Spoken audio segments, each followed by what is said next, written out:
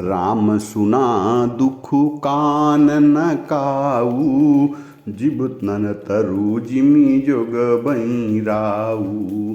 पलक नयन funny मनि जहि भांति, जोग बहि जननी सकल दिन राति। ते अब फिरत विपिन पदचारी, कंद मूल फल फूल आहारी। धिक के कई अमंगल मूला, भैसी प्राण प्रिय तम प्रतिकूला। मैं धिक धिक अघ उदधि अभागी, सब उत्पातु भयऊँ जहि लागी। कुल कलंकु करी सुजऊँ विधाता, दोह मुई कीने कुमाता। सुनि सप्रेम समुझाबनि साधु, नाथ करिय कत बादी विसाधु। राम तुम्हि प्रिय तुम प्रिय रामहि, निर्जोषु दोषु विधि बामहि। विधि बाम की करनी कठिन जहि मातु कीनी, बाबरी तिहि रति पुनि पुनि करहि प्रभु सादर सराहन सरावरी। तुलसी न तुम सो राम प्रीतम कहत हो, सो है किए परिणाम मंगल जानी अपने आनिए धीरज हुए। अंतर्जामी रामू सकुच सप्रेम कृपायतन, चलिए करिए विश्राम यह विचारी दृढ़यानी मन राम।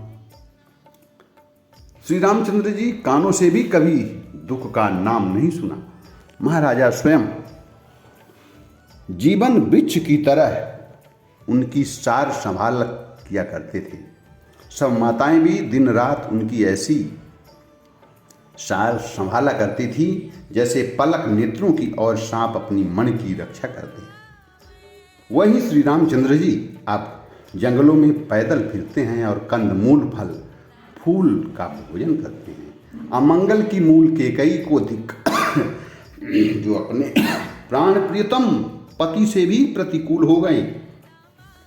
मुझे पापों के समुद्र और अभागी को धिक्कार है, जिसके कारण ये सब उत्पात हुए। विधाता ने मुझे कुल का कलंक बनाकर पैदा किया और कुमाता ने मुझे स्वामी द्रोह बना दिया।